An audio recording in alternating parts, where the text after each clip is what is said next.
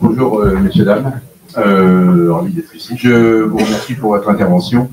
J'ai des questions très précises, effectivement. Mon nom est Guillaume Kudenek, militant associatif. Certains me connaissent depuis quelques temps. Donc je suis à titre, bien sûr, apolitique, ici, pas politique, un seul mot. Une question. Bon, alors il y a 3 étapes concernant les faits judiciaires criminels. 1, le fourgon. Les coups de poignard sont donnés dans le fourgon. 2, carbonisation, donc bidon d'essence. Et 3e élément, pour être concret, mutilation après la mort.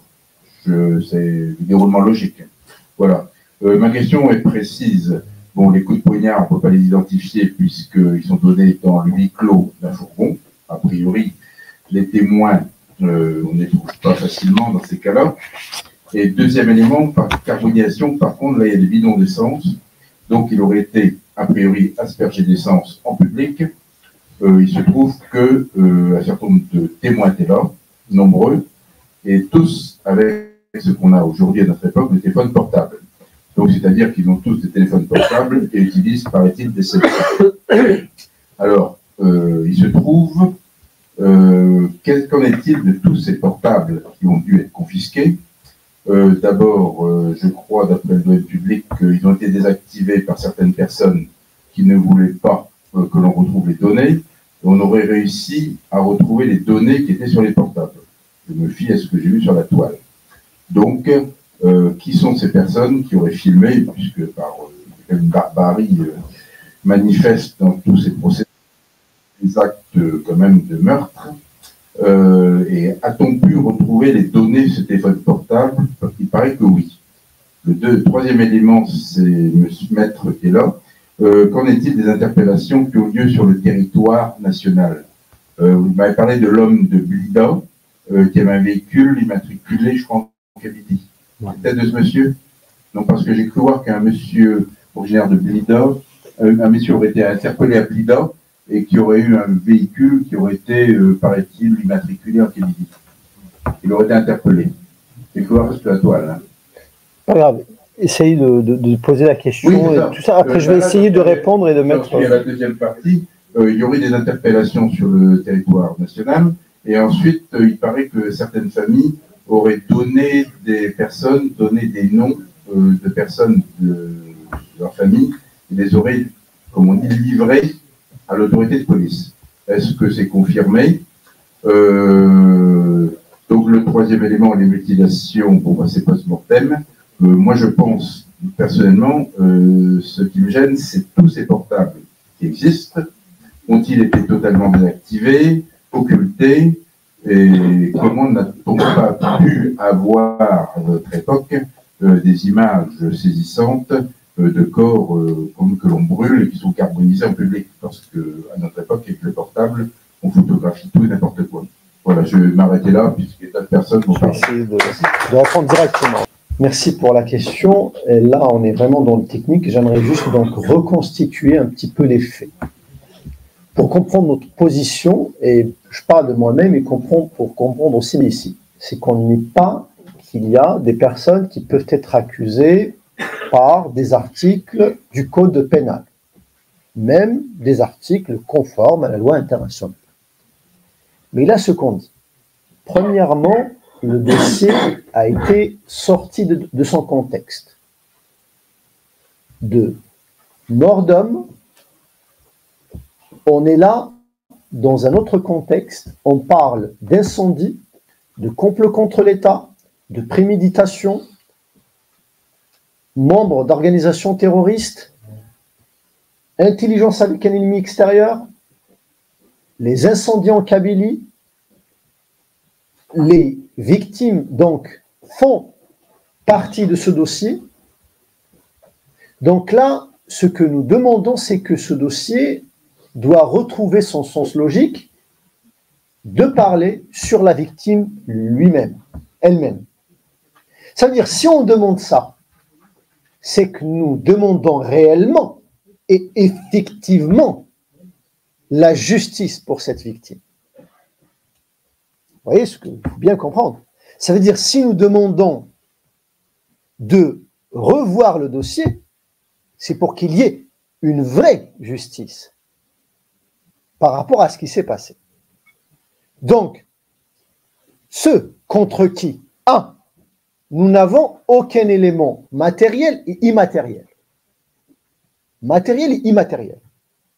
Il y avait des vidéos de toutes sortes.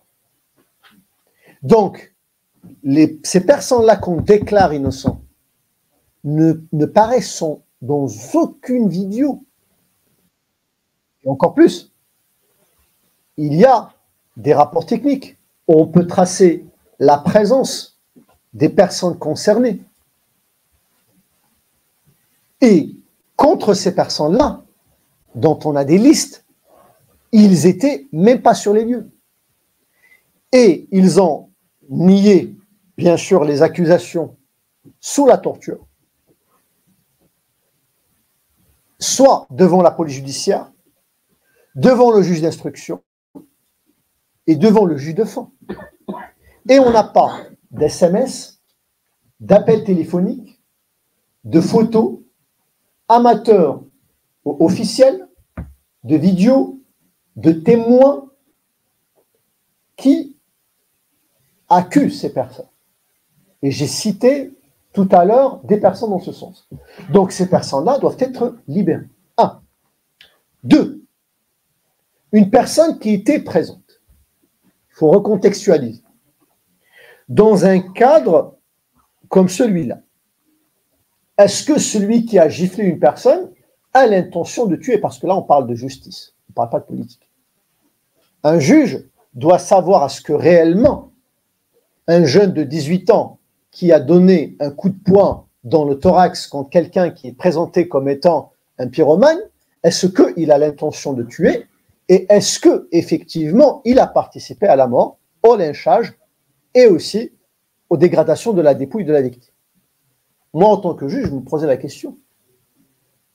Et on voit que ce n'est pas le cas. Ça veut dire, au fait, il y a eu une responsabilité collective.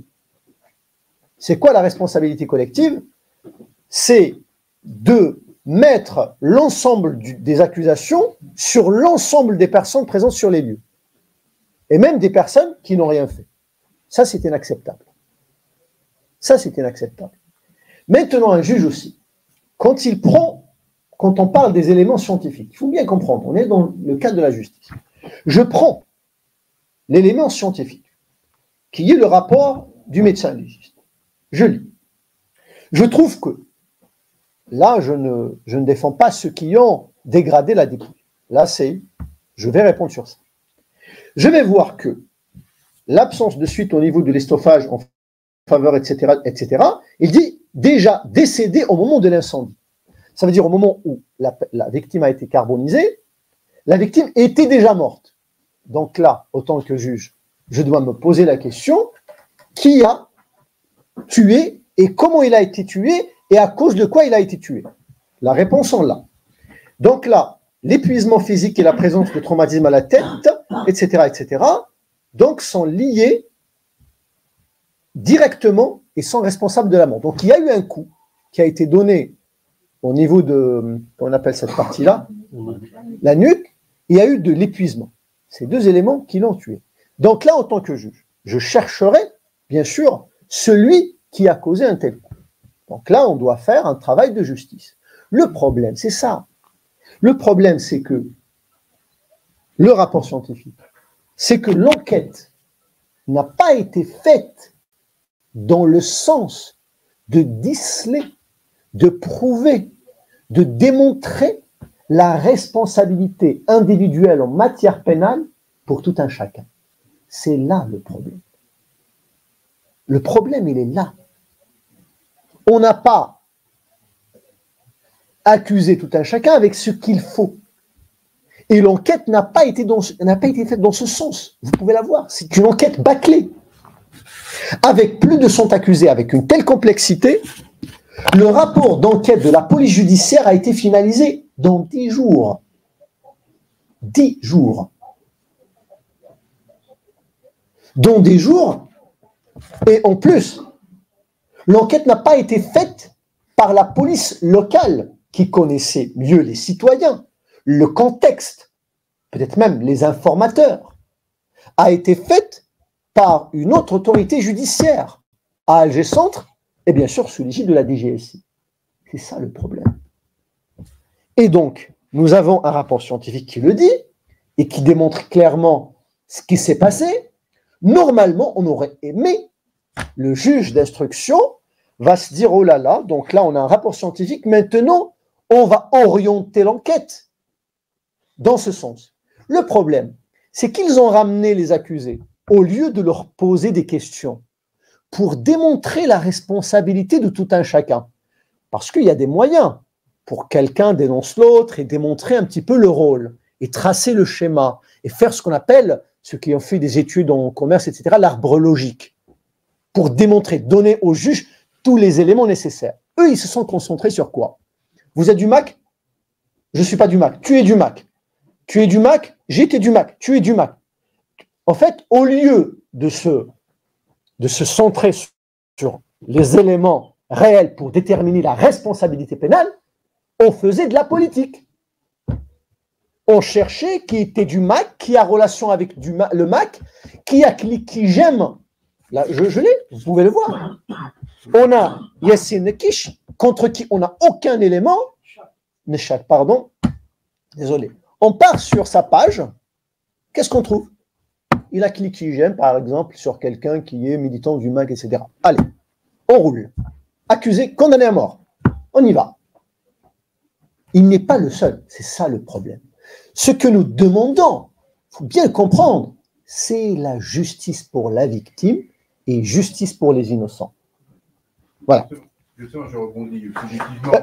Je réponds juste sur un élément qui est important. Désolé si je tarde. Juste deux points. Nous avons deux personnes. Là, je vois un petit peu de ce que vous parlez, qui a un véhicule. Il n'est pas matriculé. Il est matriculé. Il en Kabylie. Il a été interpellé à Blida. Non. Ils sont deux d'origine. Désolé. Ils sont deux d'origine de Bourg-Mneil. Ces deux personnes-là, écoutez-moi bien. Bourg-Mneil, c'est en Kabylie. Oui, parce que là, on doit citer les noms et prénoms. Désolé, parce qu'on a atteint un degré de gravité extrême. Donc, un certain Karlies Imzrara Fouad. C'est l'énigme. Le téléphone de la victime. Alors, écoutez bien. Il y a eu une personne qui a retiré la carte d'identité au défunt. Il a été condamné à mort. Il a retiré la carte d'identité, condamné à mort. Par contre, ces deux personnes, on a retrouvé chez eux le téléphone de la victime. Ils étaient présentés comme accusés, après comme victimes, et on finit avec eux, on les retrouve, ils ont fait l'immigration clandestine dans le dossier. Accusés, victimes, témoins. Un avocat de la défense leur pose la question. Comment se fait-il que le téléphone de la victime se trouve avec vous? Vous savez qu'est-ce qu'il lui a répondu devant le juge? La cour d'assises. Tête haute. Je ne vais pas vous répondre. Je ne vais pas répondre de questions. Comme ça. Tête haute. Et aucune réaction. Donc voilà ce qu'on dénonce. On dénonce l'absence de la justice dans ce dossier. Voilà, merci.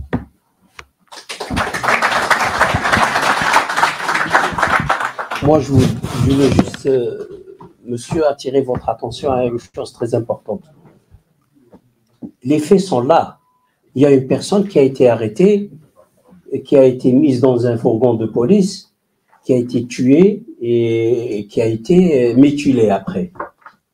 Le problème posé aujourd'hui, on ne conteste pas les faits. On conteste la responsabilité. Qui est responsable de ça? Premièrement. Deuxièmement, ceux qui ont fait l'enquête, sont-ils compétents au point vraiment de déterminer les personnes qui peuvent avoir un lien avec ce crime? Moi, j'en doute. J'ai donné les raisons. D'autant plus, où sont les moyens de la police? Ça s'est passé à l'intérieur de l'enceinte de la police. Aucun moyen pour définir,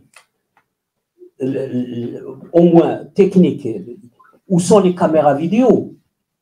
Pourquoi la police, d'abord, n'a pas intervenu? Pourquoi il n'y a pas eu de tir de sommation pour protéger la victime? Pourquoi ils l'ont emmené à cet endroit, au su et au vu de tout le monde? Pourquoi ils n'ont pas essayé de le protéger ailleurs? Ça, beaucoup de questions. Aujourd'hui, au lieu de dire ce qu'ont fait certains, peut-être il est beaucoup plus important, judicieux, de dire ce que n'ont pas fait les autorités pour éviter ça. Si ce n'est qui a provoqué cette mascarade. C'est ça. Vous allez me dire, il y a des vidéos. Oui, il y a beaucoup de vidéos. Mais moi, je pose une question. Est-ce que toutes les vidéos qui étaient en possession de la police ont été exploitées? Est-ce qu'il n'y a pas de vidéo qui peut montrer peut-être des éléments de service de sécurité participer en civil à ce massacre qui n'ont pas été écartés? C'est ça le problème. Il n'y a pas de crédibilité dans cette enquête. Il n'y a pas de crédibilité. Je l'ai vu à Ghardaya, je sais de quoi je parle. Ce sont des services de police qui manipulent les preuves et qui en fabriquent quand il le faut. Je vous ai donné un exemple. Et les questions que je pose aujourd'hui, ce n'est pas ce qu'ils nous montrent, c'est peut-être ce qu'ils ne nous montrent pas. C'est ça la vraie question. Donc il y a un vrai problème de crédibilité. Les faits, ils sont là. Déterminer les responsabilités, c'est ça ce que nous contestons. Je conteste la façon dont les pouvoirs en Algérie manipulent au niveau national et au niveau international. Ils sont devenus des experts de la manipulation, même au niveau international. J'ai eu affaire à des experts de droits de l'homme. Quand je leur parle, je sens la manipulation du pouvoir algérien. Comment un expert, par exemple, qui est parti en Algérie, comment vous pouvez expliquer, quand on lui pose la question, est-ce que vous avez rendu des visites à des détenus, il peut vous répondre que leur famille et leurs avocats m'ont conseillé de ne pas le faire. Ça, c'est pas de la manipulation. C'est de la pure manipulation. Pourquoi les avocats et les familles d'une personne qui est coupée en prison conseilleraient à un expert international qui peuvent être de bonne foi de ne pas aller voir les gens en détention si ce n'est pas de la manipulation. C'est tout. Nous contestons la façon de faire et nous contestons la sincérité et la crédibilité des autorités. Voilà. Merci. Voilà, prendre d'autres intervenants.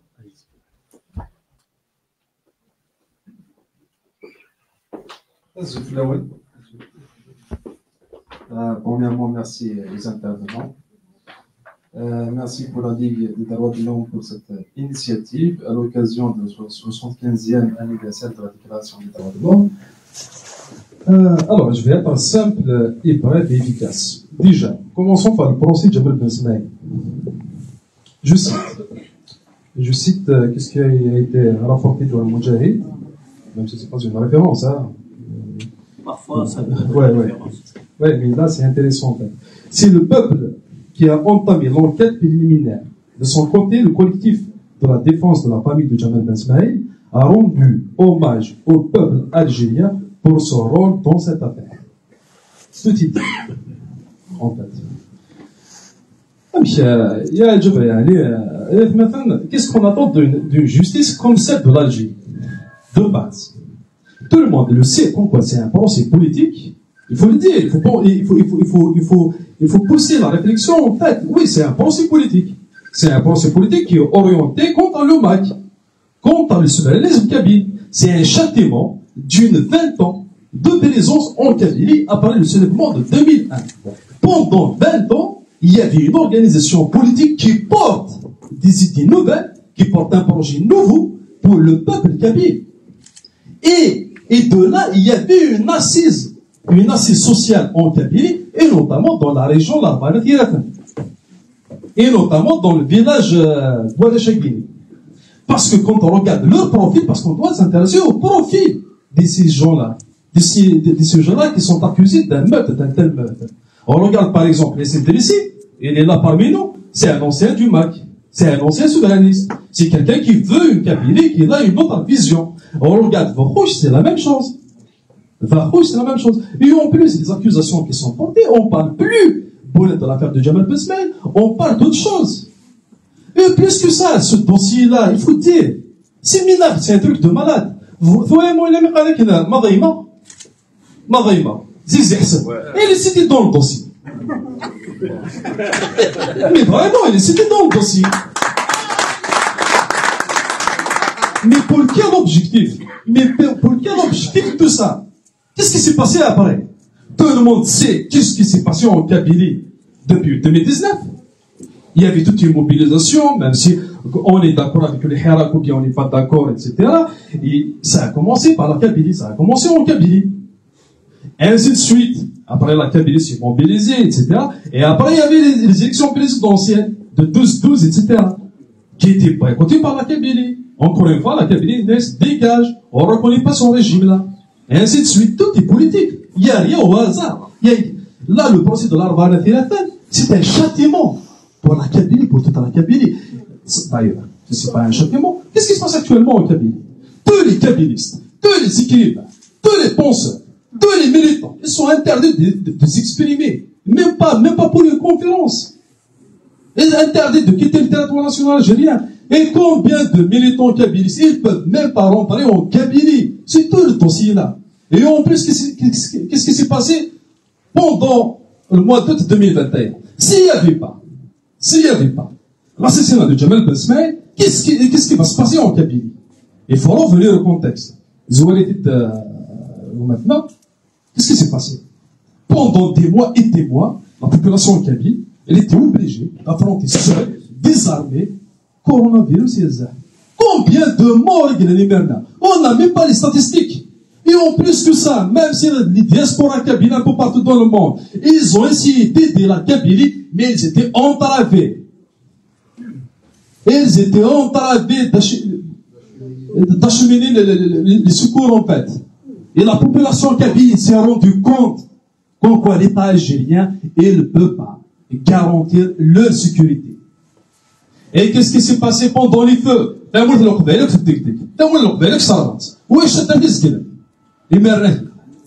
Qu'est-ce qui s'est passé? C'est quoi le discours? Regardez, qu'est-ce qui s'est passé sur les réseaux sociaux, etc. Tout le monde s'est rendu compte qu'en quoi la Kabylie, il doit se prendre en charge. Dans un autre cadre.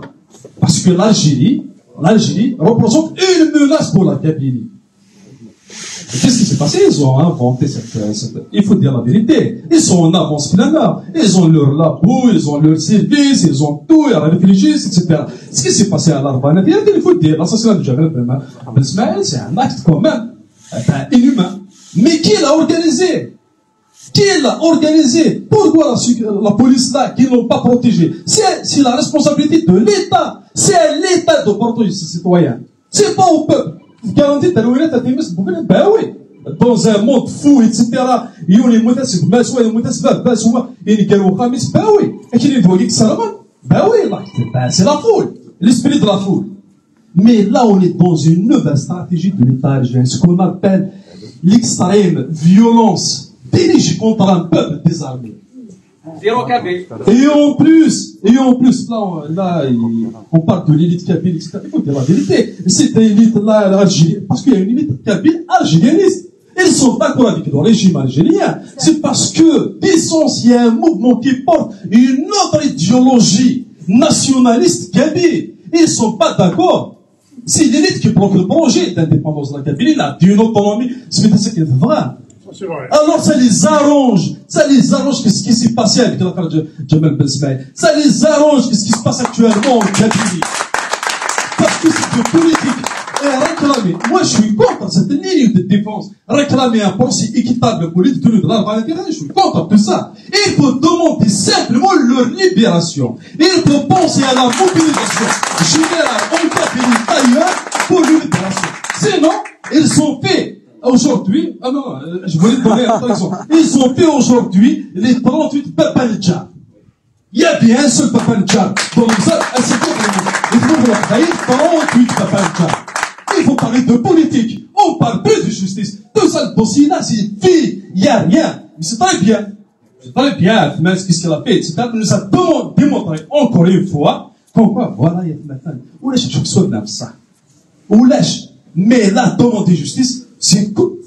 Et maintenant, c'est violer nos principes. Nous, la Kabylie, et la mouvance perpétue, parce que nous, on est dans la même continuité. Depuis l'indépendance algérienne, on lutte contre la justice algérienne. On ne reconnaît pas la justice algérienne. Pour nous, c'est une justice de domination. Commencez par la langue elle-même. Elle-même. La langue, ça l'a fait. C'est des pratiques coloniales. On doit être clair avec nous-mêmes. Il faut parler aux gens de la dérive. Parce qu'on regarde, des fois, je crois que c'est etc. Parce que l'Okbel est que maintenant, tout ça. Il faut réfléchir à d'autres moyens de mobilisation, à d'autres organisations de masse. De masse. Et c'est l'unique solution pour la libération. Bon, je dis l'arba, et nous, c'est quelqu'un. Très bien.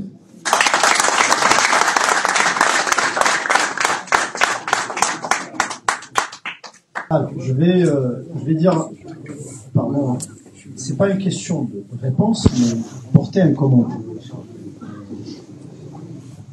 Quand on parle de rejet, on était sur un plateau TV, on a parlé du premier point. Parce qu'il faut qu'on soit clair. La politique a son domaine. Ici on aura. Le droit aussi a son domaine, ici on aura. L'un ne s'oppose pas à l'autre. L'un ne s'oppose pas à l'autre. Faire une analyse sociologique sur la Kabylie ne s'oppose pas aussi à la revendication politique kabyle. Faire une réflexion philosophique sur les fondements philosophiques en Kabylie ne s'oppose pas à une revendication politique. Et les discours doivent être différents. Chaque discours se base sur des éléments. Et le discours de droit, parce que là, on est dans le cadre de la Ligue kabyle des droits de l'homme.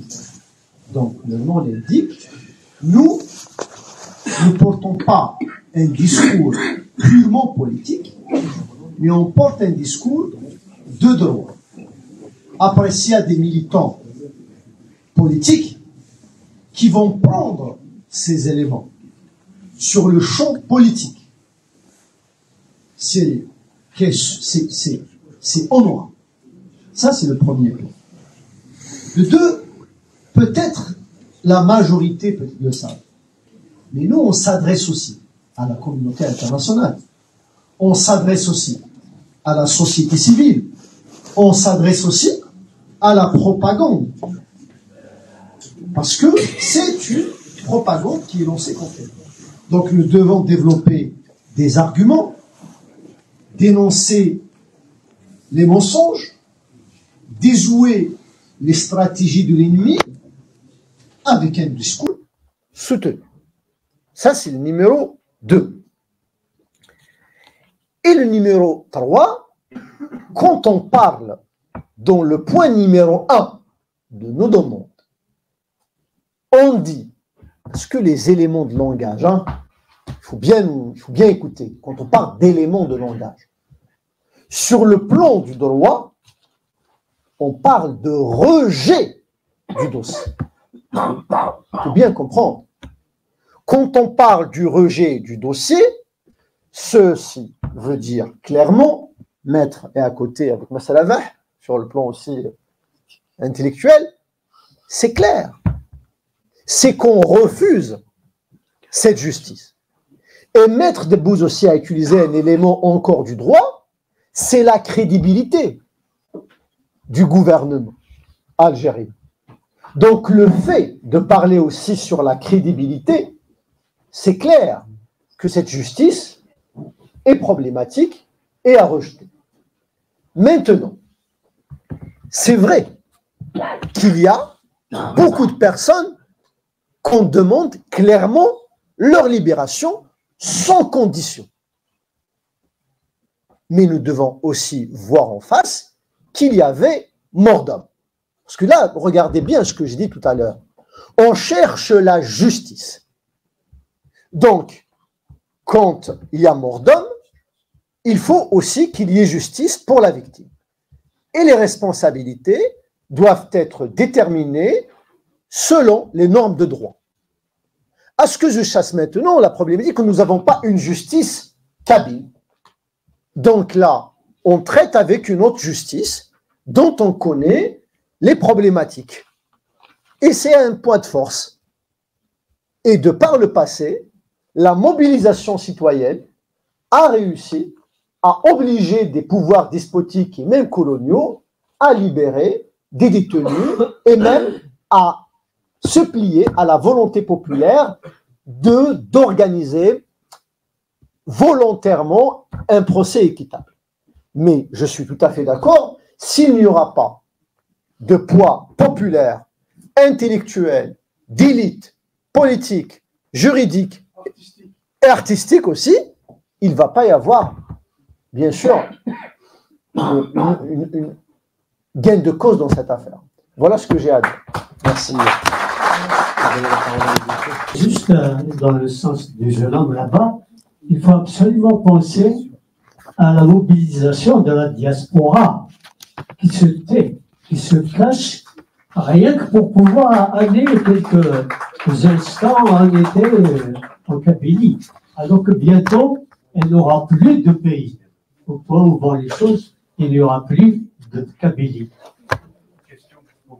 Je tiens à préciser que les questions des participants sur Zoom, on va peut-être essayer de leur donner la parole juste après. Alors, première question, pourquoi les ONG internationales ne réagissent pas sur la mise à mort de la Kabylie et de ces procès aussi qu'on vient d'aborder? Une autre question, quelle justice peut-on attendre quand l'oppresseur est lui-même juge et bourreau? Donc, ça revient en fait à l'intervention de Massé Patient, donc on a déjà abordé. Et deuxième question, donc je ne sais pas si vous avez eu le temps de noter, nous savons tous que c'est le système judiciaire algérien, nous savons tous que le système judiciaire algérien est injuste et montre sa subordination absolue au régime militaire en place. L'Algérie est-elle devenue le cancer de la région? J'ai une autre question. Donc, qui ça concerne les acteurs du coup qui ont pris la parole quelques jours avant, quelques semaines avant les incendies criminels qui ont eu en Kabylie en 2021. Je parle de l'assassin Ben Zdera qui a déclaré des semaines avant les incendies que tout a été planifié, que tout a été préparé. La question que je vous pose, en ayant des spécialistes de droit d'Aguidi, à ce que je sache, M. Ben Zdera ne vit pas en Algérie. Donc, il vit à l'étranger. Qu'est-ce qui nous empêche aujourd'hui de le traduire en justice pour qu'il s'explique par rapport à ses propos, mais aussi par rapport à ce qu'il a dit juste avant, notamment l'appel au génocide en Kabylie. Il a dit que si ça ne tenait qu'à moi, je vais les gazer, ces Kabyles-là. Donc, la question que je pose à messieurs, qui vous êtes des défenseurs de droit, pourquoi aujourd'hui on n'a pas attaqué en justice ces personnes-là, d'autant plus qu'ils sont à l'étranger? Je vais vous répondre sur l'ONU. Moi, sur la question de l'ONU, des ONG. Les ONG, elles bougent quand on les saisit, sérieusement, et quand on leur pose un problème, quand ils estiment que ça vaut le coup de bouger, ils peuvent bouger. Parfois, ils peuvent.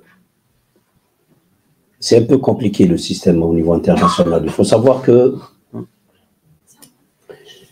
il y a aussi un système de lobbying. Donc, ce n'est pas l'idéal, mais c'est un système que quand on sait l'exploiter, on peut parfois marquer des points pour avancer une cause. Donc, moi, j'ai fait l'expérience, j'ai fait plusieurs tentatives avant d'arriver au groupe de travail pour la détention arbitraire.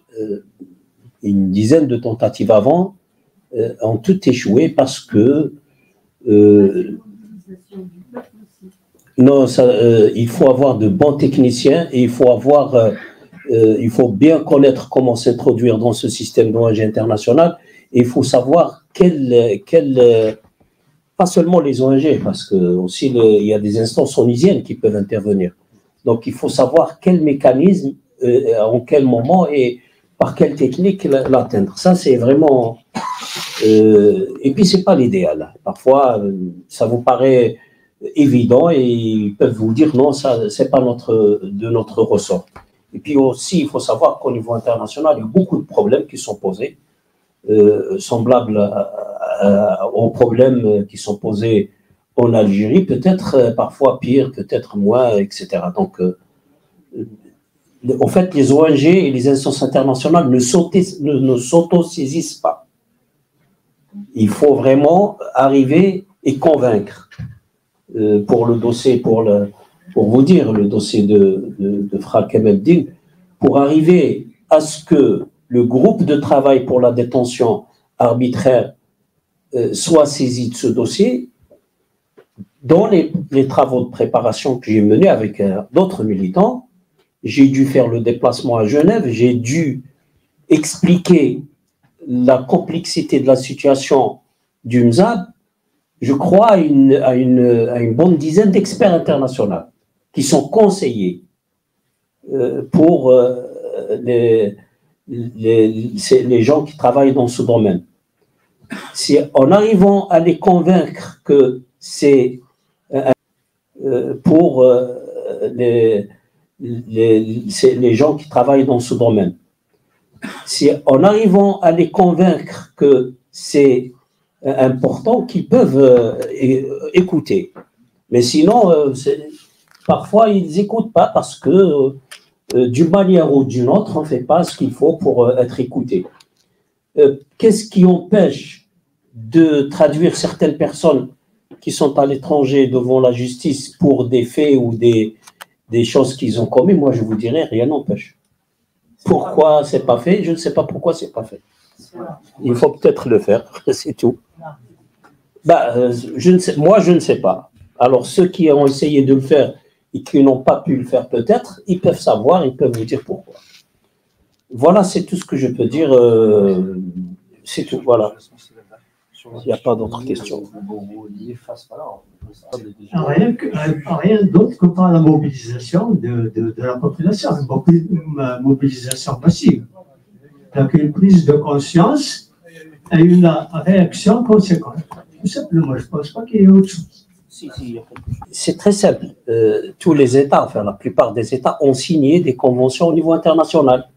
Ces conventions qui disent que quand quelque chose ne marche pas à l'intérieur, ces États acceptent que ces situations soient examinées par des instances internationales, onusiennes entre autres. L'Algérie a signé toutes les conventions qui nous permettent de saisir les instances internationales. D'ailleurs, moi, je pense que ce qui dérange aujourd'hui les autorités algériennes, c'est que des gens pensent à saisir les instances internationales. Ils sont traités de traîtres. Alors que l'Algérie accepte dans les conventions, c'est pas une ou deux conventions, hein, que si elle ne respecte pas certaines normes, elle accepte d'être soumise à un contrôle d'une manière ou d'une autre au niveau international, comme tous les États, et l'Algérie va commencer à siéger au Conseil des Nations Unies, au Conseil des droits de l'homme, à partir du mois de janvier. Non, elle siège déjà. C'est au Conseil de sécurité qu'elle va commencer à siéger. Et ce Conseil des droits de l'homme, justement, son rôle, c'est de demander aux États comment un pays qui siège au Conseil des droits de l'homme, pour demander aux États pourquoi ils ne respectent pas certaines règles quand c'est le cas, peut-il traiter ses citoyens de traîtres parce qu'ils veulent faire la même chose? Donc, avec la mobilisation, moi je pense la chose qui nous fait défaut actuellement en Algérie, c'est de poser des questions qui posent un vrai problème technique, on va dire, pour ne pas aller dans la politique, sur le plan de respect des droits de l'homme, devant les instances internationales qui puissent demander aux autorités algériennes de respecter ces normes. Je pense que c'est très important, ça a été efficace quand on l'a essayé, ça a donné des résultats. Est-ce que vous souhaitez peut-être répondre par rapport à la question de Ben Sidira? J'ai dit, ceux qui pensent qu'il y a des personnes qu'il faut attaquer devant la justice pour des actes ou des faits qu'ils ont commis, qu'ils le fassent, il n'y a rien qui empêche, c'est tout. C'est juste un petit aperçu qui est offert, je trouve ça normal. Ce pays-là, ce pays-là qu'on appelle l'Algérie, il est né le 5 juillet 62, mais bien avant. En fait, il est dans la continuité. Il ne faut pas s'attendre à ce que ce pays-là, un jour, dans cet état, dans ce pouvoir, fasse quelque chose de bien. Et pour tous les Algériens et pour les Kabyles. Particulièrement les Kabyles. Et quand on regarde, on fait le parcours, on voit le nombre d'assassinats, même avant la guerre d'Algérie. Si on reprend par exemple les berbéristes et on fait étape par étape, on arrive dernièrement, bon, tout le monde le sait, Galmah Massinissa, il est assassiné dans l'enceinte de la gendarmerie de Al-Douala. Il n'y a jamais eu d'enquête à l'intérieur de la gendarmerie. Les gendarmes l'ont assassiné. Donc il ne faut pas s'attendre à ce pouvoir-là, ni le supplier, ni quelque chose. Un jour, il va changer, il va dire l'intérêt général de l'Algérie ou l'intérêt général de la Kabylie. Non, rien ne changera. On ne peut pas s'attendre, on peut pas. En fait, il faut appeler un chat un chat. Ce pouvoir-là, en fait, au jour d'aujourd'hui, on le comprend d'ailleurs, le seul ennemi de l'Algérie, c'est le peuple algérien. Et particulièrement, c'est le peuple kabyle. L'Algérie ne possède pas d'ennemis. L'Algérie possède un seul ennemi, c'est la Kabylie. C'est mon point de vue, et c'est le même phénomène.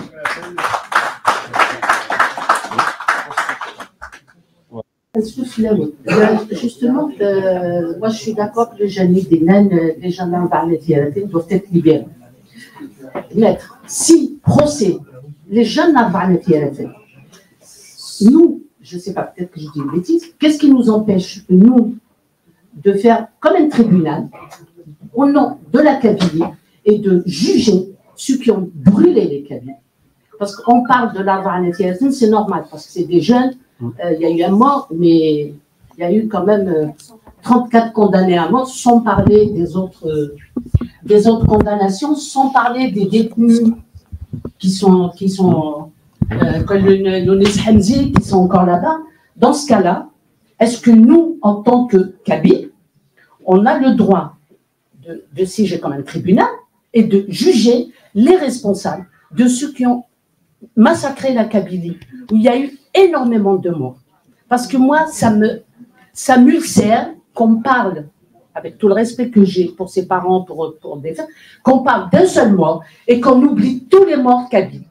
Voilà, c'est ma question. Sur le plan, on va dire, pratique, ben, tout le monde peut faire un tribunal et dire que ça, c'est un tribunal et je juge une affaire et puis il rend sa décision. Mais après, oui, d'accord. Mais après, sur le plan de l'efficacité, ça va donner quoi? Ça va donner, non, je pose une question et je réponds. Ça va donner une décision qui n'est pas applicable, ni sur le plan national, ni sur le plan international. Parce que maintenant, les systèmes de justice reconnus par la communauté internationale permettent des mandats d'arrêt, par exemple, internationaux, permettent l'exécution d'une décision rendue quelque part ailleurs, par ce qu'on appelle le système d'exéquatur. Alors, si vous avez les moyens d'installer, je parle techniquement, hein, de créer un système de justice et de le rendre efficace, ben, pourquoi pas? S'il doit rendre des décisions de justice, c'est bien. Mais il faut savoir que nous sommes dans une communauté internationale. On est en train d'avancer vers le contrôle universel des actes. Ça ne vient pas encore, mais on avance doucement vers ça. À l'évolution de l'organisation sociale humaine est passée de la tribune à l'État, et maintenant on est en train de voir sur le plan international une certaine mondialisation de certaines formes de souveraineté, on va dire. On n'est pas tout à fait au passage de la souveraineté d'un État au niveau international, mais il y a déjà des influences internationales sur des États à ce que l'autorité dont ils disposent, ces États, ne leur permettent pas d'abuser à tort et à travers. Ça, c'est très technique. Donc, voilà ma réponse, c'est ça. Il ne s'agit pas de dire, moi, je suis un tribunal. Il s'agit de, quand vous représentez un système de justice, d'être efficace. Et quand je dis efficace, je parle de crédibilité et du résultat. Quand vous jugez, il faudrait obtenir les moyens d'exécuter votre jugement. Voilà ma réponse. Merci, maître. Zulflaoui. Donc, bonjour. Je voudrais juste parler du fait de rejeter le projet, le procès plutôt. Rejeter le procès et demander juste d'innocenter nos frères qui sont en prison. C'est un peu laisser tomber la cause et donc on va faire sortir nos frères et ça s'arrête là. Alors que demander justice, c'est un peu le dénouement de cette tragédie qui a commencé depuis le commencement de l'Algérie. C'est un peu aussi trouver les coupables, les vrais coupables, les vrais planificateurs de ce qui s'est passé. Donc c'est pour ça qu'il faut demander justice, qu'il faut demander une vraie enquête et qu'il faut vraiment savoir c'est qui les planificateurs, ceux qui ont vraiment planifié la catastrophe qui s'est passée à l'Arbaïn Filaten. Donc c'est pour ça que moi, je pense qu'il faut demander justice jusqu'au bout. Donc c'est ça. Merci. Pour commenter, hein, c'est toujours pas une question, mais pour commenter ce qui a été dit,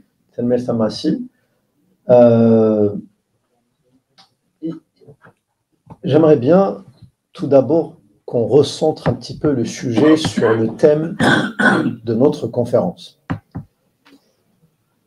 Comme j'ai dit tout à l'heure, chaque structure a sa façon de faire les choses. Chaque domaine a ses règles. Et là, dans le cadre de la Ligue, je répète, de la Ligue Kabyle des droits de l'homme, on traite du sujet de l'affaire de l'Arbaïn Filaten. Donc là, nous devons, comme Maître de Bouz l'avait dit, apporter des éléments techniques pour démontrer qu'en application du droit interne algérien et en application du droit international et en application des règles de déontologie ou de morale humaine, tout simplement, ce dossier est une violation à tous ces principes. Le démontrer, le prouver, le discuter et le détailler. Et donner ces éléments, aux instances internationales où l'Algérie est membre et signataire, donc elle peut être sanctionnée pour ces faits. Donner ces éléments à l'opinion publique pour qu'ils puissent se mobiliser et avoir une assise et un argumentaire détaillé. Et c'est à l'opinion publique de se mobiliser.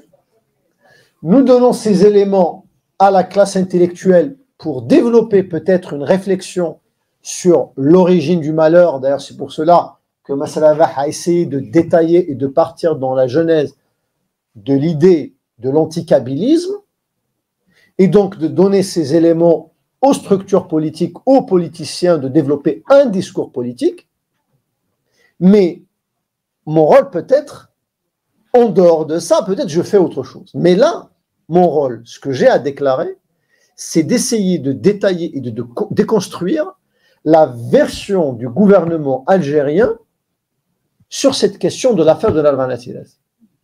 Voilà ce que j'ai à dire. Voilà. Je ne sais pas si j'ai répondu ou pas. Je ne sais pas. Mais c'est bien, il faut me dire, parce qu'on est là pour débattre, pour discuter. Ouais, on va donner la parole au monsieur. D'abord, moi j'ai deux ou trois questions d'abord d'ordre juridique et après j'ai un autre constat à faire. Premièrement, concernant le côté technique et juridique, l'accord, le protocole d'accord signé entre l'Algérie et la France le 23 août 62, est-ce qu'il est toujours en vigueur ou non? Oui. S'il est encore en vigueur, si ce protocole est toujours en vigueur, je ne sais pas, je ne vais pas vérifier, s'il est en vigueur, nous pouvons constituer un collectif d'avocats dans la diaspora qui peuvent justement revoir ce procès de l'Alvan et CRSI. Là, ils auront plus de change, ils auront plus de poids, parce qu'ils peuvent venir en France et faire des conférences de presse pour dénoncer réellement ce procès qui est, comme tout le monde le sait, ce n'est même pas un procès, c'est une catastrophe. Il ne faut même pas appeler ça un procès. Ça, c'est la première des choses. Deuxième point, tout à l'heure, vous avez parlé un peu, mais vous n'avez pas parlé de la violation de l'instruction du procès. Vous n'avez pas vraiment abordé ça et la présomption d'innocence. Parce que la personne d'abord, avant que ces gens soient condamnés, ils ont déjà annoncé que c'est des gens, ça veut dire n'ont pas respecté la voilà. Autre point, concernant ce procès de l'Alvan et CRSI, à mon sens, le seul moyen de faire bouger les choses, c'est comme je vous dis, c'est de constituer un collectif d'avocats ici en France et de faire des pétitions au niveau international de tous les cabinets, c'est ça qui pourra faire bouger les choses. Quant aux ONG, même c'est des constats qu'ils font et leurs décisions ne sont pas exécutoires. Donc, d'ailleurs, même les droits européens, les différentes conventions qui ont été signées, ils ne peuvent pas vraiment obliger un pays à respecter les lois. C'est juste des recommandations, c'est tout. Donc, il faut essayer justement de créer un forcing, une pression sur le régime. Le seul moyen de faire cette pression, c'est de faire un travail de sensibilisation qui, à mon sens, n'a pas été fait.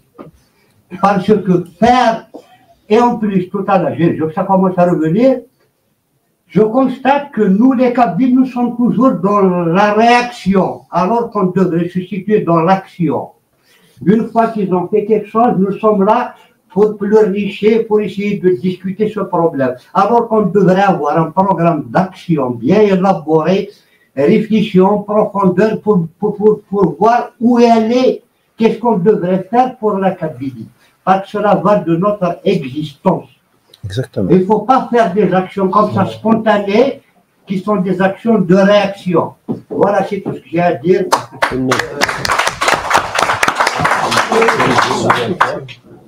J'aimerais juste faire une petite remarque sur le plan méthodologique. Je pense qu'on ne doit pas dire est-ce qu'il faut faire ça ou est-ce qu'il ne faut pas faire ça. Tout ce qui est faisable, il faut le faire en parallèle. On ne sait pas, c'est-à-dire saisir les ONG, saisir l'ONU, faire la mobilisation, faire bouger le système de justice en Algérie. Maintenant, il faut faire tout ce qui est possible pour obtenir un gain de cause. Parce que c'est une cause juste. Ils sont en prison alors qu'ils ne devraient pas y être. on ne doit pas dire bon, les ONG, c'est pas efficace, il ne faut pas les saisir. Il faut saisir les ONG, même si on pense que c'est pas efficace. Il faut saisir l'ONU, même si on pense que c'est pas efficace. Il faut mobiliser des avocats ici, essayer de les envoyer là-bas. Même si on pense qu'ils ne peuvent pas parvenir à examiner le dossier, il faut faire bouger le dossier en Algérie. Même si on pense que ça va échouer, il faut tout faire. Sur le plan juridique, sur le plan politique, sur le plan de la mobilisation. On n'est pas à l'économie de l'action. Tout ce qui est faisable, il faut essayer de le faire. C'est tout. Voilà. Je rejoins parfaitement ce que Maître Bouzani dit. Donc, il faut saisir toutes les voies possibles. Toutes les voies possibles. Toutes. Pour ça. Pour ce qui est des avocats, il y a actuellement une idée pour voir à ce qu'on peut arriver à constituer un collectif d'avocats,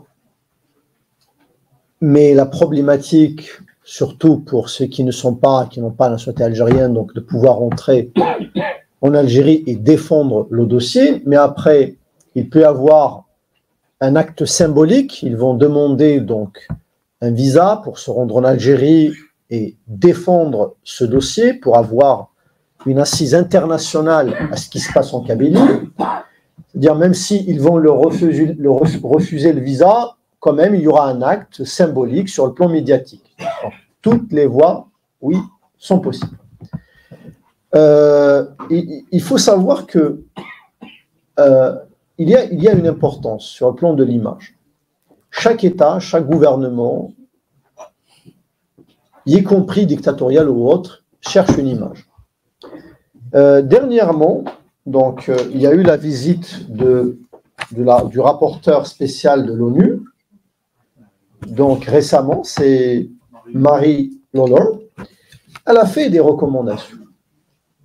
Et dans ces recommandations au gouvernement algérien, premièrement, libérer tous les défenseurs des droits de l'homme emprisonnés pour l'exercice de leur liberté d'expression, d'opinion ou d'association.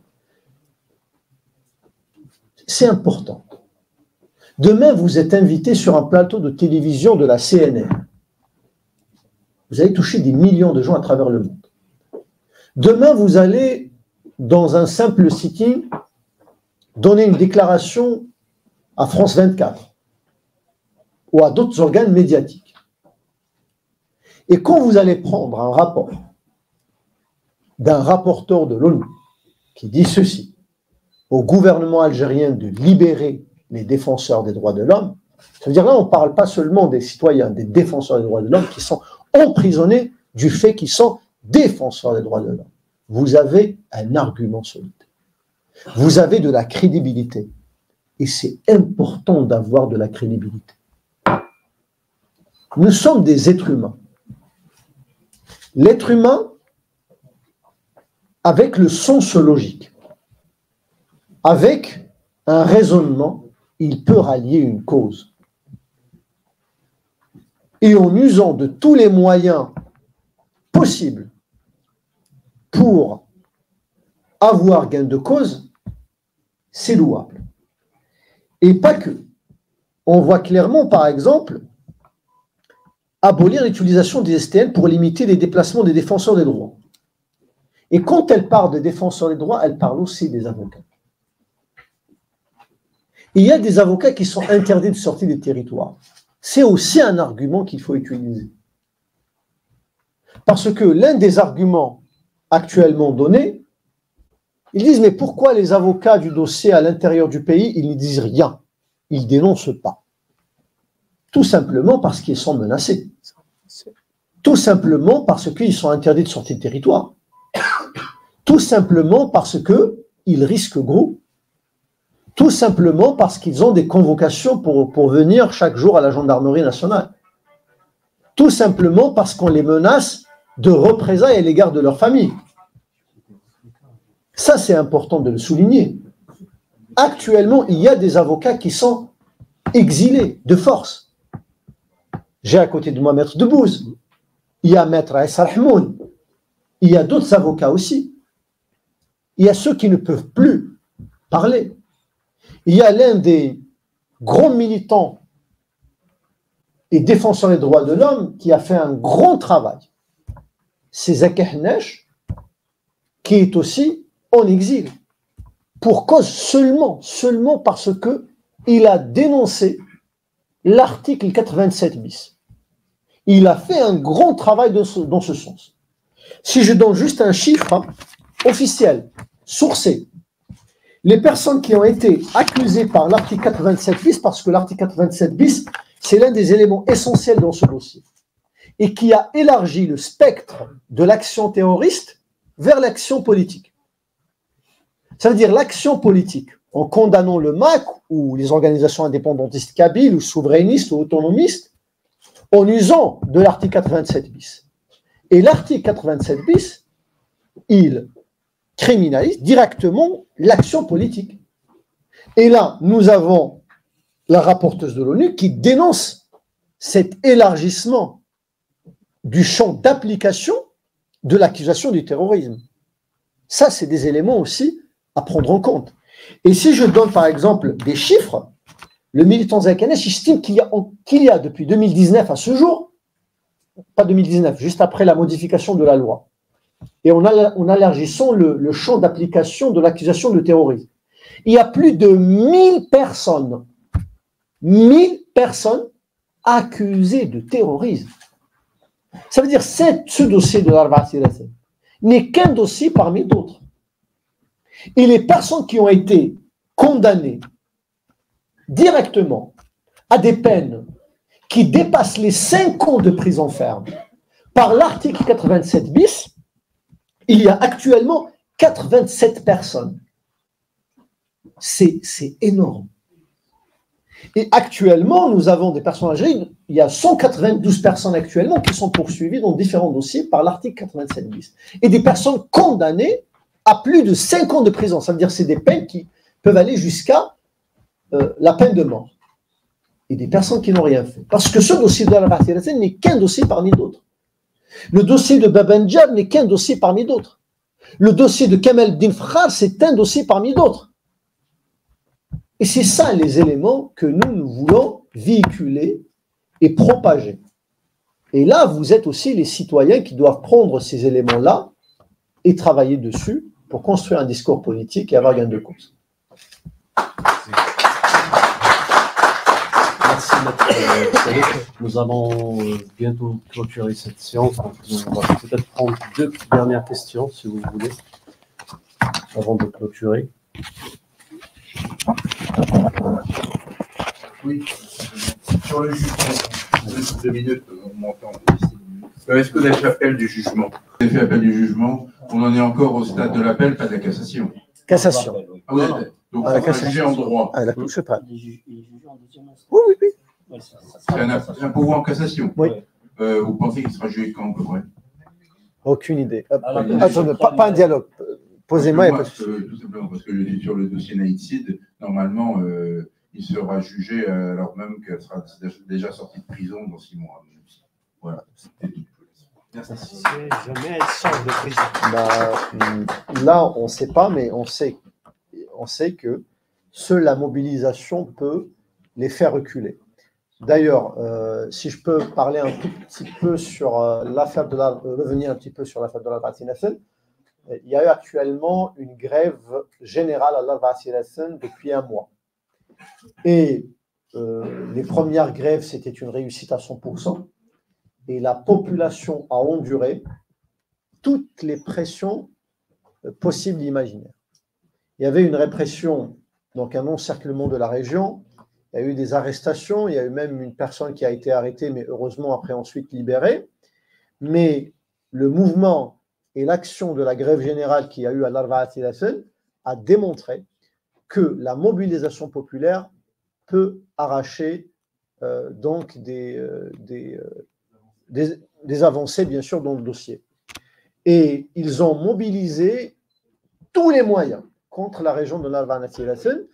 Et j'ai pensé à maintes reprises avant de dire ça, mais malheureusement, il y a eu même des avocats, et je tiens à le dénoncer, des avocats des personnes incriminées dans le dossier, qui sont en majorité innocents, eh ben, il a accepté donc, de participer à une réunion initiée par le pouvoir algérien sous l'égide du procureur général, afin, parce que là, on parlait de la communauté internationale. Cette réunion qui a été tenue donc, dans le bureau du procureur général à Tizi Ouzou, il a donc convoqué certains avocats et des avocats qui sont normalement là pour défendre les intérêts des citoyens et l'intérêt de leurs propres clients. Ils ont accepté de participer dans cette réunion-là pour casser le mouvement populaire. Ça veut dire pour casser et pour anéantir le mouvement qui est initié et destiné à la libération de leurs propres clients. Ça, c'est une atteinte à la déontologie en tant qu'avocat. Et ces deux avocats-là ont accepté de participer. Et c'était quoi le mot d'ordre, à votre avis? Le mot d'ordre, c'est qu'il faut empêcher l'internationalisation du dossier. Ça a été dit clairement.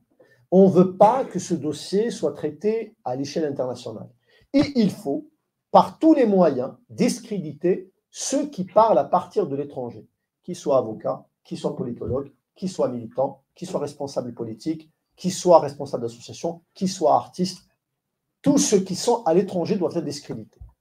Et une campagne a été menée contre toute personne qui parle sur ce dossier à l'étranger, en essayant de dire qu'ils s'entraident, qu'ils sont à la solde de l'Occident, qu'ils sont des sionistes, machin, etc., pour discréditer tous ceux qui parlent à l'étranger. Parce qu'actuellement, là, à l'étranger, on a cette capacité et cette liberté de parler sur le dossier.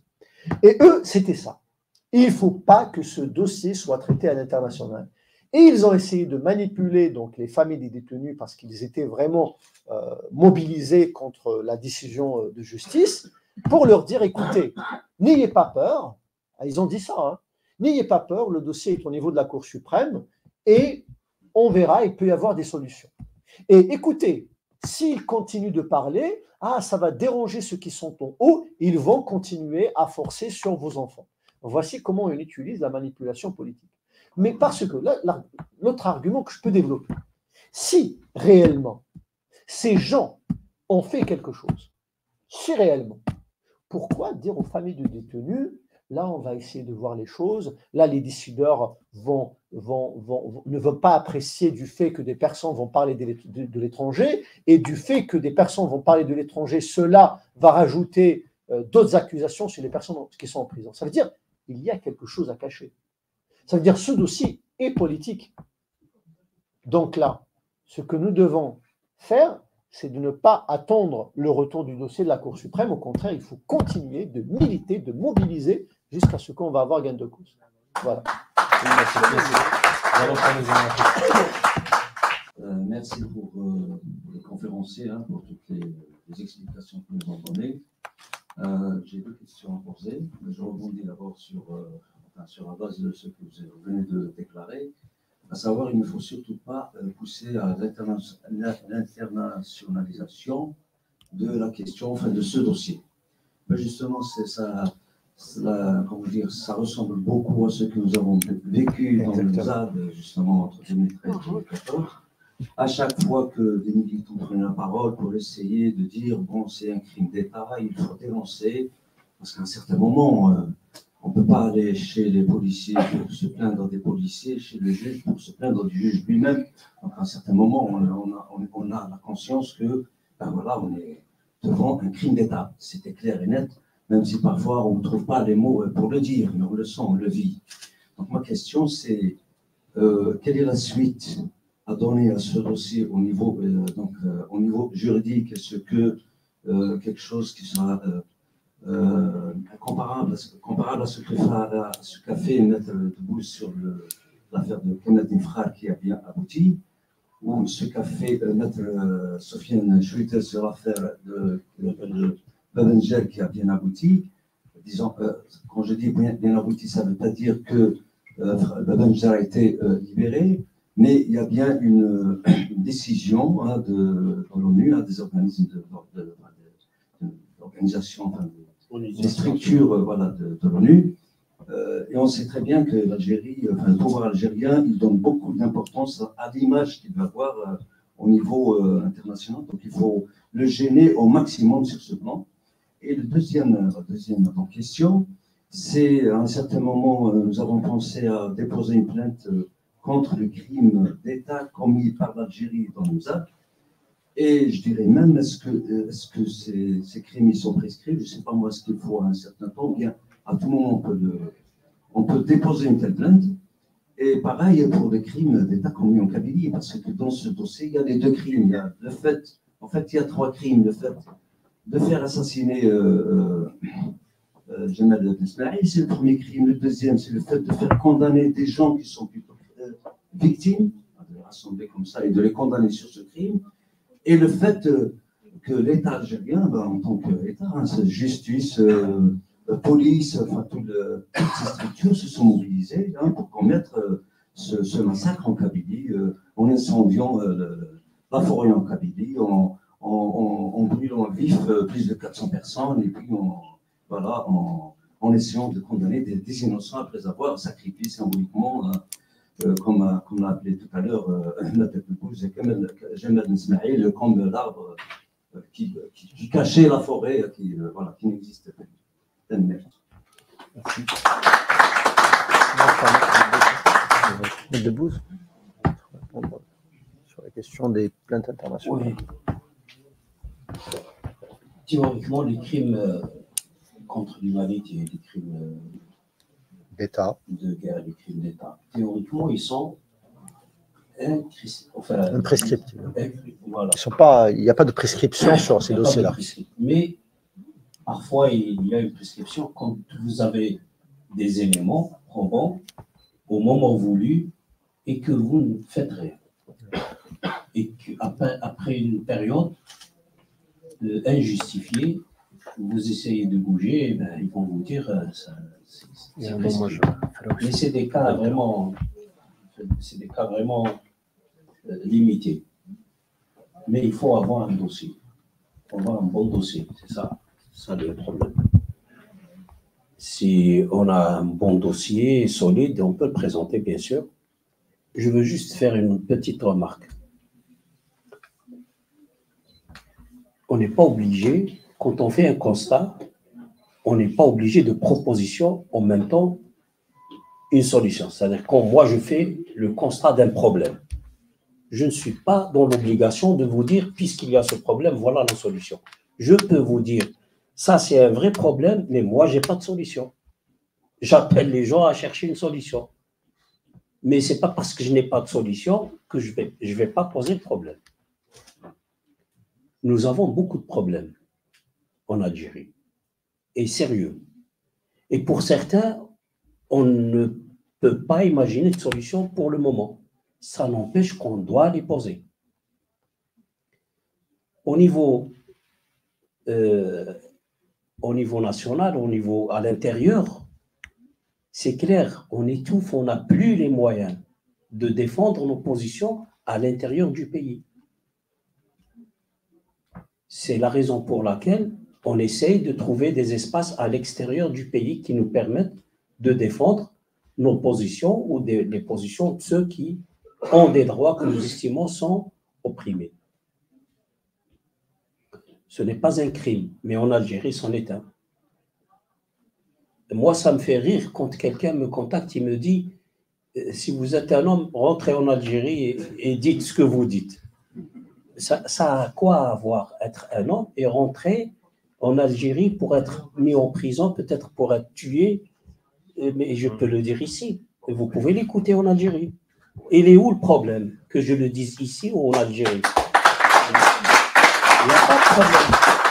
Voilà, donc c'est la remarque que je voulais dire. Une dernière question? Ouais. On clôture juste après.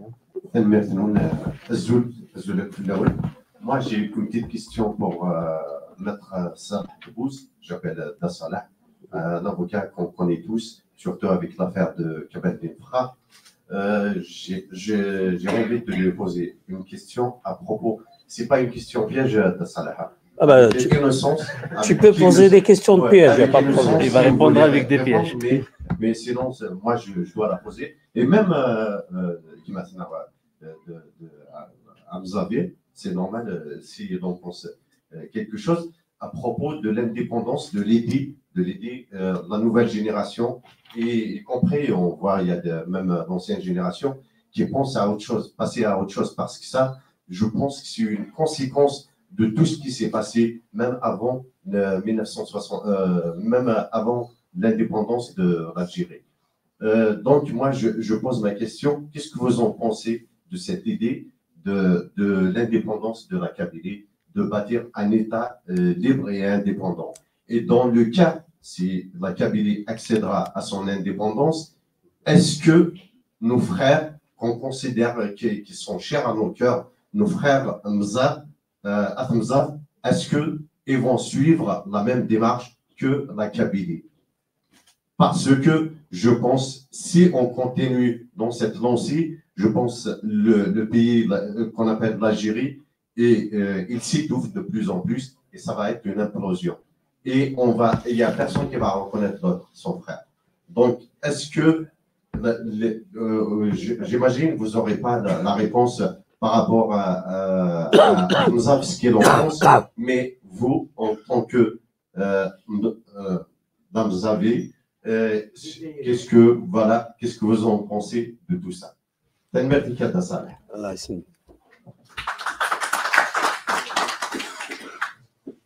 Vous parlez d'un piège. Écoutez, moi, je suis un défenseur des droits humains. Je revendique le droit à toute personne de penser librement, d'exprimer librement sa pensée.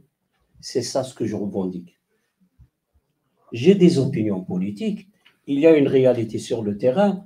Une opinion, elle peut aujourd'hui être favorable à quelque chose et demain, la réalité du terrain peut faire que cette opinion soit favorable à autre chose. Moi, ce qui m'intéresse, c'est l'épanouissement des sociétés et des personnes. Que toutes les personnes aient le droit d'avoir une liberté de conscience, une liberté de pensée et une liberté d'expression tant que ça ne porte pas atteinte, ça ne constitue pas des actes criminels. C'est ça mon combat. Bon, ce que peuvent faire les Mozabites devant une situation ou devant une autre situation, écoutez, je vous dis une chose, c'est difficile de défendre des gens qui ne sont pas conscients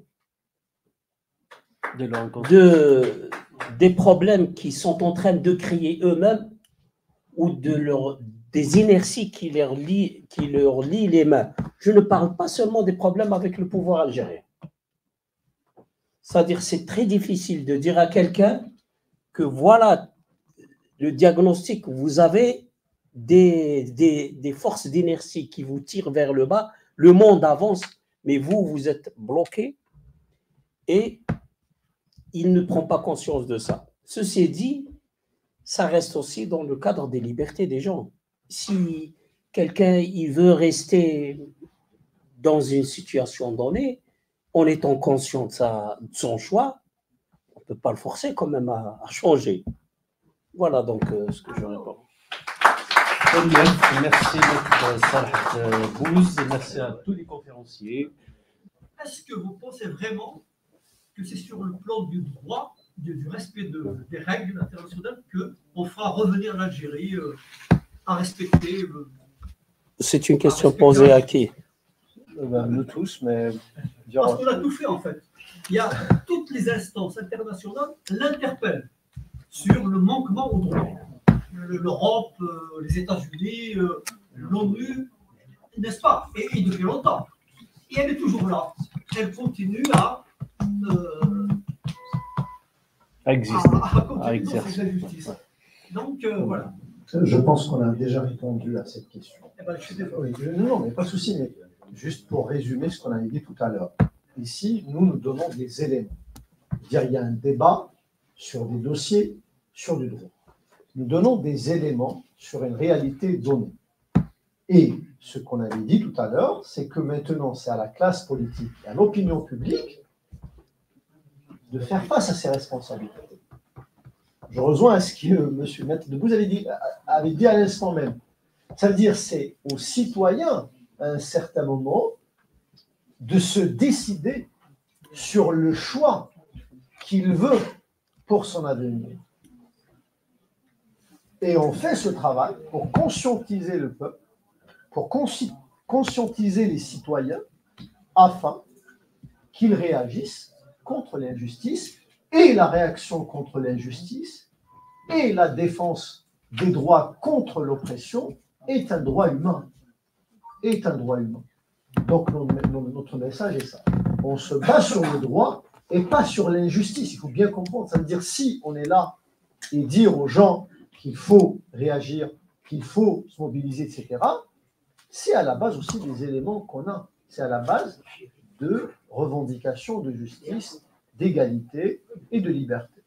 Et cette réaction, depuis 60 ans. Non, mais attendez. Allez-y, on va terminer. Je veux juste vous attirer votre attention à une chose. Moi, je ne suis pas d'accord avec vous sur un point. Quand vous dites l'Europe interpelle l'Algérie, l'ONU interpelle l'Algérie, tout le monde, mais l'Algérie fait la sourde oreille, moi je vous dis non. Moi, je vois que presque personne n'interpelle l'Algérie, pour la simple raison qu'ils ne sont pas saisis d'une façon officielle. C'est-à-dire, nous sommes en train de nous exprimer sur les médias. Et s'exprimer sur les médias, ce n'est pas une saisine des offices des instances onusiennes et des instances de droit au niveau international. L'Algérie, aujourd'hui, quand on lui dit, quand des rapporteurs spéciaux ou des ONG ou n'importe qui reprochent à l'Algérie, et je vous le dis, c'est-à-dire ça explique deux choses. Quand on leur dit, vous êtes en train de violer, on a lu ça sur un journal, ou là on a vu ça à une conférence, elle évoque une chose. Est-ce que vous avez été saisi? On n'a pas été saisi. Donc il n'y a rien. Officiellement, attendez. Et c'est la raison pour laquelle toutes les personnes qui essayent de saisir les instances onusiennes, elles sont traitées de traîtres, elles sont attaquées, elles sont diabolisées, et c'est la raison pour laquelle il y a de gros efforts en Algérie pour inciter même les victimes à refuser la saisine des instances internationales. Parce qu'il faut savoir que si vous voulez saisir les instances internationales, il faut que la victime exprime ça. Moi, je connais un avocat qui a été mis en prison, et quand certains confrères lui ont dit on peut saisir les instances internationales, il a refusé. Il a été approché par des personnes qui lui ont dit tu n'as pas intérêt. Quand il refuse de saisir les instances internationales, et c'est un avocat, et même son barreau était de son avis, il est encore en prison. Quand vous refusez ça, les instances onusiennes, quand vous lui dites, moi je leur dis un avocat en prison, ils vont me dire, mais on n'est pas saisi. Et le gouvernement, les choses qu'on n'entend pas, parce que ça se dit dans les rapports officiels et transmis, etc., il va leur dire, cet avocat, il n'est pas mis en prison pour des raisons de l'exercice de sa fonction. Il est mis en prison pour autre chose. Et la loi permet à n'importe quelle justice de sanctionner n'importe quel citoyen, qu'il ait le titre d'avocat ou qu'il ait le titre de médecin, si elle a commis quelque chose qui n'a rien à voir avec sa profession. Si la victime elle-même refuse, vous ne pouvez rien faire. C'est ça, le problème, il est là. On ne peut pas dire aujourd'hui que les instances internationales ne font rien sans savoir pourquoi. Elles font rien parce qu'elles n'ont rien à faire. Elles ne sont pas saisies d'une façon officielle. Et quand elles le sont, parfois, on voit très bien comment les autorités algériennes sont gênées. Gênées au point de vraiment de faire des trucs parfois bizarres. Je qualifie de bizarre. Voilà, donc ça c'est un, je vous ai dit tout à l'heure, au niveau international, au niveau des ONG, au niveau des instances onusiennes, ce n'est pas l'idéal. Il ne faut pas penser que parce qu'on est là, il y a des lobbies. Vous pouvez partir là-bas et vous trouvez des gens qui vont vous dire non parce qu'ils ont été touchés, parce que vous avez affaire à un État qui a tout un corps diplomatique qui peut mobiliser à n'importe quel moment. Et vous n'avez pas ça. Et si vous pouvez atteindre ces instances et les faire réagir, et vous pouvez marquer des points, parce que quand vous allez aux instances internationales, maintenant, pour le dossier de l'Arba'ina Thirathn, et vous pensez que votre objectif, c'est de faire sortir, seulement de faire sortir ces gens-là. Moi, je vous dis, vous vous trompez. Parce que vous pouvez aller aux instances internationales pour ce dossier, et l'objectif, il peut être atteint plus tard. Le printemps de 2001, etc., si on avait saisi, par exemple, les instances internationales à l'époque, même si la réaction avait été insuffisante à l'époque, ça pouvait servir dans ce dossier aujourd'hui.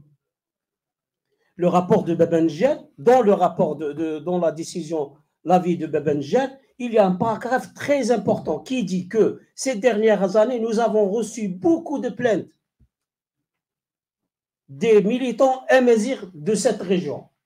C'est très important, ça. Ce n'est pas quelque chose qui est écrit dans un rapport d'un avocat ou dans un jugement. C'est écrit au groupe de travail pour la détention arbitraire, ne serait-ce que pour l'histoire. Et c'est écrit à l'occasion d'un débat entre le représentant de Baba N'Jad, en l'occurrence, il y avait M. Soufiane Chouetel, que je salue par l'occasion, et le gouvernement algérien. C'est-à-dire, après que ce groupe de travail ait écouté le gouvernement algérien d'un côté et le représentant de Baba N'Jad, il a fait sa conclusion, qui était que les droits de Baba N'Jad, Mohamed, ont été violés depuis son arrestation jusqu'à son jugement à tous les niveaux. Aucun de ces droits n'a été respecté. C'est sans appel. Il faut faire le travail. Ça, c'est un travail pédagogique. Il faut faire le travail à ce niveau-là. Il faut le faire. Moi, j'appelle à tous les citoyens, toutes les personnes qui se voient lésées et d'une façon abusive de leurs droits, de saisir les instances internationales, et j'appelle les ONG à porter main forte à ces personnes. C'est ça le travail militant. Voilà, et je vous remercie. Merci à tous.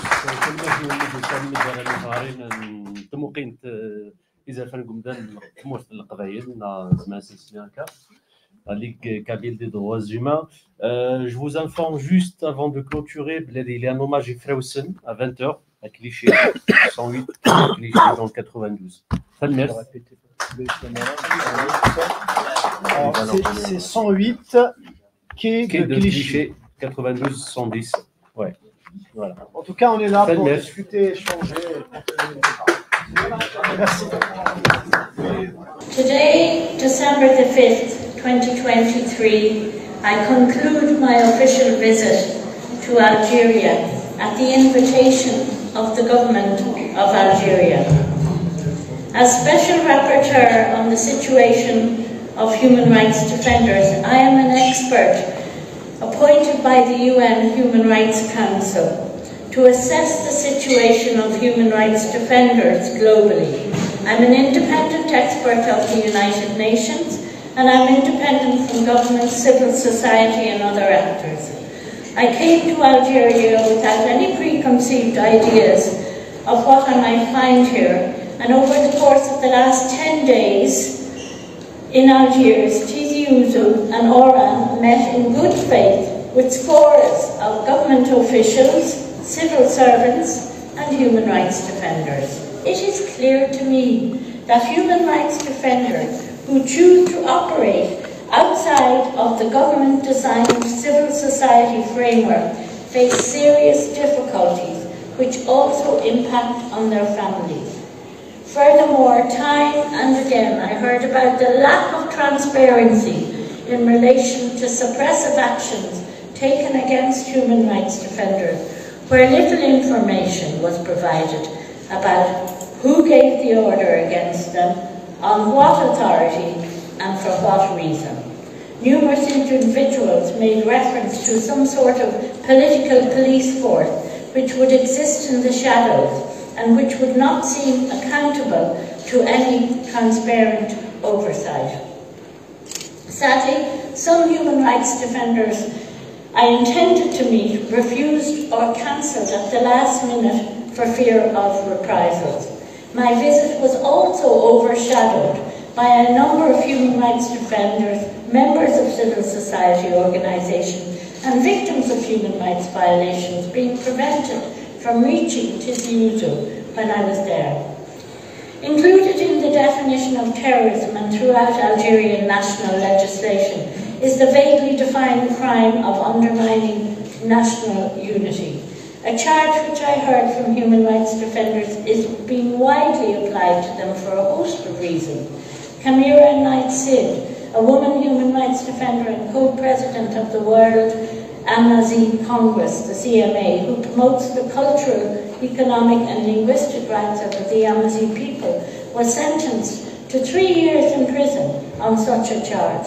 I visited Kamira in prison, where I was told that the specific charge against her relates to her brief attendance at a conference in a university where she was scheduled to conduct a human rights event the following day.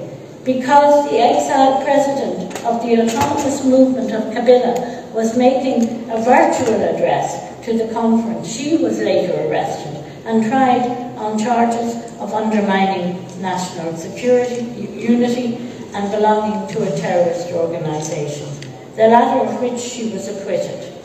Her case is currently under appeal and I called for her release.